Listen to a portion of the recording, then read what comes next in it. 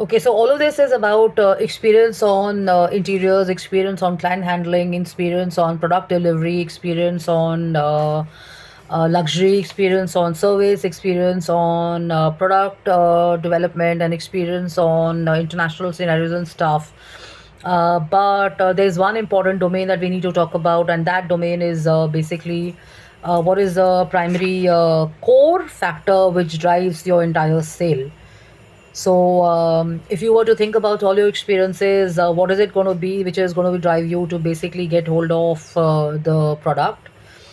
So, when you know the product is classy, when you know the product is elite, when you know the product is quality, when you know the long term functionality, when you know that the service is great, and when you know that affordability is not a concern, then what is it that drives? It's obviously the price factor, right?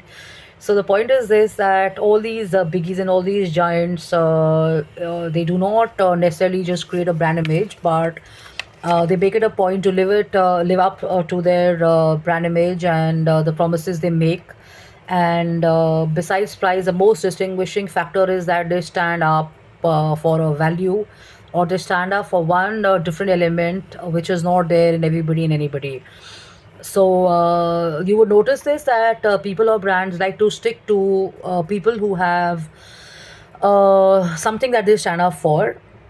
And if you were to look at all the big brands and stuff, and you go into a West Side, or you go into, let's say, a Tata store, or you go into a Fab India, or you go into a Satya Paul, or you go into, we could do away with Satya Paul, you go into, let's say, a Zara, or you go into a Marks and Spencer and stuff, you do not mind paying for that, because they have a value and they stand up for something, and because they stand up for the values and the experiences, that is why people prefer to go there. And it's not like we have to boycott the marginal brands like retail, because they do have distinctive quality, and many times people like me go there as well. It doesn't mean that we cannot get into a situation where we buy luxury, but staying flexible helps. There's so many people who go to, let's say, a Sarojini Nagar, or they go to, uh, let's say, a Janpa to do shopping and stuff. It does not mean that they have lack of resources to be in bigger showrooms and stuff. It's just that there is a certain variety, or a certain fun element, or a certain experience that these places offer. So the point is this, that when you're strategically placed, and when you are strategically priced, and when you're strategically giving an experience, and you also have a service, and you have a certain mood, or a certain feeling associated, and you offer a good quality experience, that's when your customer gets hooked onto you and stuff. And that's when they try and decide that they do not mind paying extra and sticking on with you, because they're very well satisfied and they're very happy. And similar is the case of banks. If you look at certain banks, certain Indian banks have less dependency on technology. They're more of one-on-one people. And we have international banks like ICICI, or maybe we have a HSBC, or we have an Axis Bank. These banks are pretty much on technology and stuff, but you realize sometimes that the experience is not that great, because a certain transaction, I'm talking offline, could take a longer time than it could take in a bank like a PNB, or probably SBI or something, So staying flexible helps, because also when you're traveling abroad and stuff, you realize that all the jazz around quality and all the jazz around service goes away. And if you were on a hill station, and if you were in a destination like a Leh Ladakh, and you're used to a cosmopolitan way of life and service and fast and prompt and stuff like that, God save you, because places like Leh Ladakh do not have that much of dependency on technology. But definitely the experience is worth it. Even an Airtel network goes off any minute, and you're stuck. So the point is this, that coming back to luxury, it's a great idea to be kind of expecting quality and expecting a certain standard from various brands and people and stuff like that. If we don't expect, we do not get it. But at the same time, it's a great idea to remain flexible and travel and get different experiences, because You realize that when you come back, they've opened up a different window in your mind to think about how certain brands function and how certain experiences can be. So the point is, we are talking about high performance, design and entrepreneurship mindsets here. We're talking about high end, and we're talking about easily available retail functioning and stuff like that. And if you were in my sport, you would realize that people like you and me do not mind paying extra when we are short of a certain quality.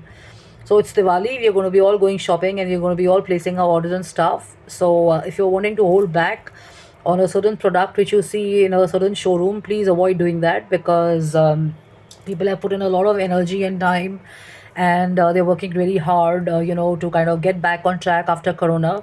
So paying a few extra bucks will not make a difference to your pocket. I mean, if you're well off, or if you know the value it can add to some other person's life, then you'll know where I'm coming from. I don't mind paying $10 extra or $15 extra or a $30 extra to a person who's giving me more quality and more value.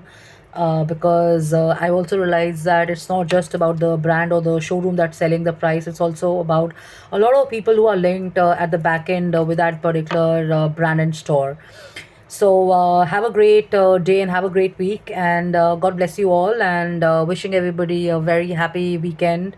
3 days later, and I'm so excited and I'm so enthused because I'm looking forward to the evening. And I realized that I've been working from home, but after sending a few emails to certain people I've met recently and I've attended their events, they've been so efficient and so prompt in their responses. It just kicks me and makes me feel so great. The response time of a certain, places like PhD or Mr. Marwa's organization, and a few other places which I've met, some showrooms from Lajpat Nagar and people from organizations in Gurgaon and stuff. They're so quick and prompt in their responses. I totally love it.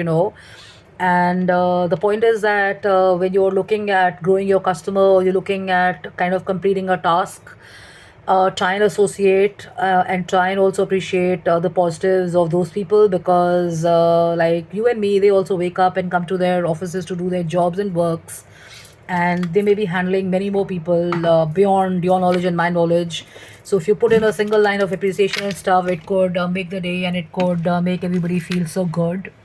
And you never know, we may have better responses and better quality services being offered to many people like you and me. And coming back to the metro incident, I've already like sent a mail and stuff, so I'm hoping and I'm waiting for a response. And as I watched this movie yesterday, which was Jawan, I saw the Bombay metro there after a long time.